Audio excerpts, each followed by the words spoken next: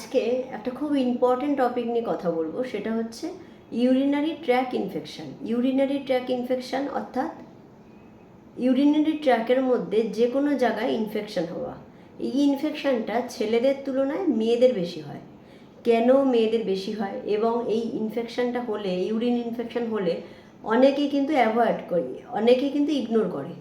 এটা একদমই ঠিক না, খুবই চিন্তার বিষয় এবং কিছু কিছু ক্ষেত্রে দ্রুত চিকিৎসা দরকার। যদি সঠিক সময় এর চিকিৎসা না হয় তাহলে কিন্তু কিডনিও এফেক্টেড হতে পারে। কী কী লক্ষণ দেখলে বোঝা যাবে যে ইউরিনারি ট্র্যাকে বা ইউরিনে কোনোভাবে ইনফেকশন হয়েছে, কি চিকিৎসা আছে, কি ওষুধ খেতে হবে এবং কি কি সতর্কতা মেনটেন করতে হবে যার জন্য ইউরিনে ইনফেকশন হবে না, এই সব কিছু আজকের ভিডিওতে আমি আলোচনা করব।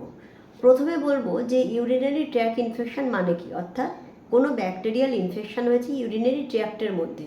ইউরিনারি ট্র্যাক্টটা কাকে বোঝাচ্ছে? কিডনি, সেখান থেকে বেরিয়ে আসছে ইউরেটার, তারপরে ইউরেথ্রা, ইউরিনারি ব্লাডার। যেমন ছবিতে দেখানো হচ্ছে, পুরো এই জিনিসটার যে কোনো জায়গায় যদি ইনফেকশন হয় তবে তাকে বলা হয় ইউরিনারি ট্র্যাক ইনফেকশন। এবার এই ইউরিনারি ট্র্যাকটাকে দুটো ভাগে ভাগ করা হচ্ছে, একটা হচ্ছে আপার, একটা হচ্ছে লোয়ার।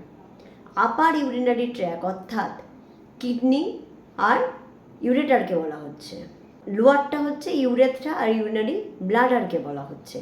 এখানে বলে রাখি, আপার ইউরিনারি ট্র্যাক ইনফেকশন বেশি ডেঞ্জারাস, কারণ এতে কিডনি অ্যাফেক্টেড হয়। তবে একটা ভালো জিনিস সেক্ষেত্রে কি না, আপার ইউরিনারি ট্র্যাক ইনফেকশনটা কম দেখা যায়। বেশিরভাগ যেটা দেখা যায় সেটা লোয়ার ইউরিনারি ট্র্যাক ইনফেকশন হয়। তার কারণ ইউরিনারি ব্লাডারের সাথে ইউরেথ্রা রয়েছে এবং এই যে ইউরিনারি ব্লাডারটা নিচের দিকে রয়েছে অর্থাৎ রেকটাম অর্থাৎ মলদ্বার এই দিকে রয়েছে। বাথরুম করলে সেখান থেকে ইনফেকশনটা বা ব্যাকটেরিয়া ভিতরে ঢুকে সবার আগে যেটা ইনফেক্টেড করে সেটা হচ্ছে ইউরিনারি ব্লাডার, অর্থাৎ লোয়ার ইউরিনারি ট্র্যাক ইনফেকশনটা বেশি দেখা যায়। মহিলাদের ইউরেথ্রা ছোট থাকায় এই ব্যাকটেরিয়া খুব সহজেই ভিতরে ঢুকতে পারে। এছাড়াও মহিলাদের হরমোনাল কারণের জন্য ইনফেকশন হতে পারে। প্রেগনেন্সিতে ইউরিনারি ট্র্যাক ইনফেকশন বহুবার হয়ে থাকে, কারণ এই টাইমে হরমোনাল কিছু চেঞ্জেস দেখা যায়। কি করতে হবে, কি খেতে হবে, কি ওষুধ আছে, কতটা সিরিয়াস সব বলবো, পুরো ভিডিওটা আপনারা দেখতে থাকুন। কেন ইনফেকশন হচ্ছে? ধরুন কোনো নোংরা জায়গায় আপনি টয়লেট করতে বসেছেন, সেখানে ব্যাকটেরিয়া আছে, সেই ব্যাকটেরিয়াটা খুব সহজেই ইউরিন করার সময় ভিতরে ঢুকে যেতে পারে। এছাড়া হাইজিন মেনটেন না করলে, বারবার বাথরুম করছেন বা বারবার বাইরে বাথরুম করছেন, জায়গাটা পরিষ্কার করছেন না, তখন হতে পারে। যৌন মিলনের সময়ও ইনফেকশন ভিতরে ঢুকতে পারে। পুরুষদের থেকে মহিলাদের ভিতরে যৌন মিলনের সময়ও ইনফেকশন ঢুকতে পারে। ওই ইউরিনারি ব্লাডার আর মলদ্বার দুটো কিন্তু অনেকটা কাছাকাছি, স্টুলের মাধ্যমেও ইনফেকশনটা ভিতরে ঢুকে যেতে পারে। কী কী ব্যাকটেরিয়াল ইনফেকশন হয়? মেনলি 90% ক্ষেত্রে দেখা যায় যে ইকোলাই ইনফেকশনটা হচ্ছে। এছাড়া সালমোনেলা, স্ট্যাফাইলোকক্কাস, লেপ্টোস্পাইরা, ক্যান্ডিডা, আরও গনোরিয়া, নানা রকমের ইনফেকশন হয়ে থাকে। লক্ষণ কি? বাথরুম করার সময় জ্বালা বা ব্যথা হওয়া, বার্নিং মিকচুরেশন। অনেক সময় জল কম খেলে এই জিনিসটা হয়, কিন্তু আপনি যদি সঠিক বা ঠিকঠাক মাপে জল খাচ্ছেন, বাথরুম আপনার হলুদ নয়, তাহলেও বাথরুম করার সময় ব্যথা করছে, জ্বালা করছে, এটার সবার প্রথম লক্ষণ আপনি যেটা বুঝতে পারবেন বাড়িতে বসে একটু লক্ষ্য করলেই এই লক্ষণ বোঝা যাবে। নেক্সট যেটা বলবো, আর্জেন্সি অর্থাৎ বারবার বাথরুম পাওয়ার ইচ্ছা হওয়া, কিন্তু বারবার বাথরুম হচ্ছে না, কিন্তু মনে হচ্ছে যেন বাথরুম আরেকটু হবে। এটা হচ্ছে সেকেন্ড, যেটাও আপনি খেয়াল করলে বুঝতে পারবেন। পেটে ব্যথা করা, বাথরুম করার সময় বা যে কোনো টাইমে একটা নিচের দিকের পেটে একটু ব্যথা অনুভব করছেন। যখনই এই জিনিসটা হবে তখনই বুঝতে হবে যে ইনফেকশনটা কিন্তু একটু বেশি হয়ে গেছে। নেক্সট হচ্ছে ফিভার বা জ্বর আসা অর্থাৎ ইনফেকশন কিন্তু বেড়ে গেছে, মানে বেশ ভালো রকমের ইউরিন ইনফেকশন হয়েছে বলেই আপনার জ্বর এবং পেটে ব্যথা করছে। তাহলে এই হচ্ছে লক্ষণ। কি ইনভেস্টিগেশন করবেন? ইউরিন আরইএনই অর্থাৎ রুটিন এক্সামিনেশন, মাইক্রোস্কোপিক এক্সামিনেশন। মাইক্রোস্কোপের তলায় দিয়ে দেখবে যে এর মধ্যে পাসেল আছে কিনা, ব্যাকটেরিয়া আছে কিনা, এপিথেলিয়াল সেল আছে কিনা এইসব জিনিস দেখা হয়।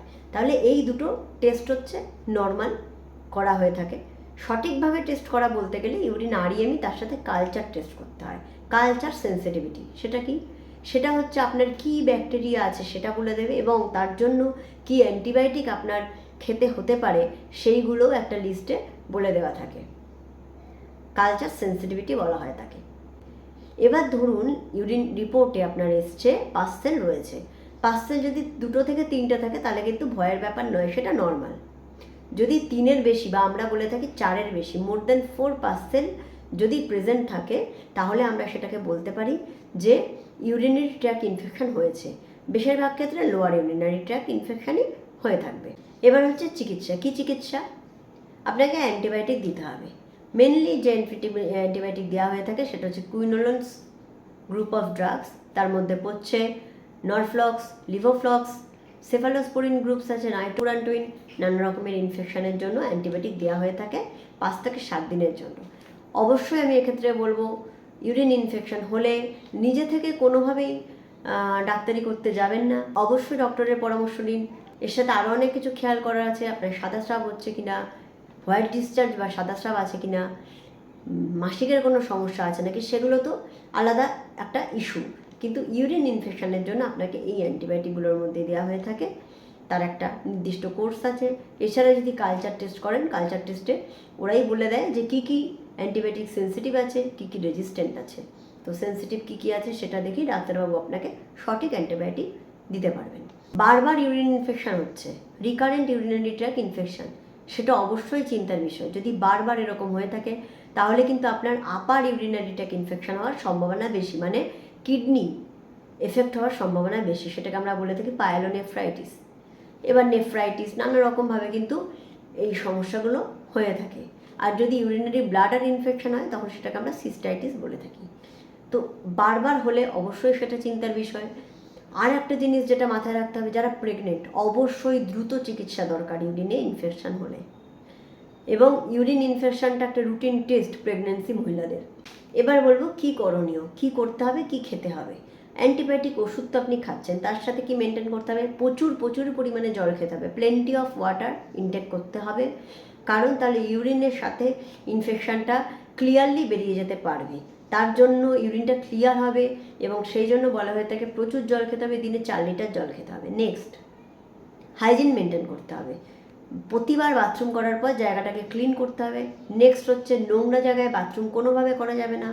বাড়িতে যদি কারোর ইউরিন ইনফেকশন হয়ে থাকে, বাথরুম বা টয়লেটটাকে পরিষ্কার রাখতে হবে। হাইজিন মেনটেন করা খুব দরকার। নেক্সট হচ্ছে যখন যৌন মিলনের সময় সেটাকে খেয়াল রাখতে হবে যে কোনোভাবে যেন যৌন মিলনের সঙ্গে সঙ্গে যেন ইনফেকশন না হয়। আর যাদের ইউরিন ইনফেকশন হচ্ছে তাদের কোনোভাবেই কিন্তু যৌন মিলন সম্ভব না, করলেও একটা প্রোটেকশন ইউজ করতে হবে। নেক্সট হচ্ছে আমি একটা খাবারের কথা বলবো, সেটা হচ্ছে ক্র্যানবেরি জুস। ক্র্যানবেরি জুস কিন্তু যেটা ছবিতে দেখানো হচ্ছে, ক্র্যানবেরি জুস ইউরিনারি ট্র্যাক্ট ইনফেকশনের জন্য খুব ভালো। এটা ইউরিনকে ক্লিয়ার করতে সাহায্য করে। এছাড়াও ভি ওয়াশের মতন কোনো জিনিস ইউজ করতে হবে যেটা ইউরিনের পিএইচটাকে নর্মালাইজ করবে এবং জ্বালা পোড়া হবে না।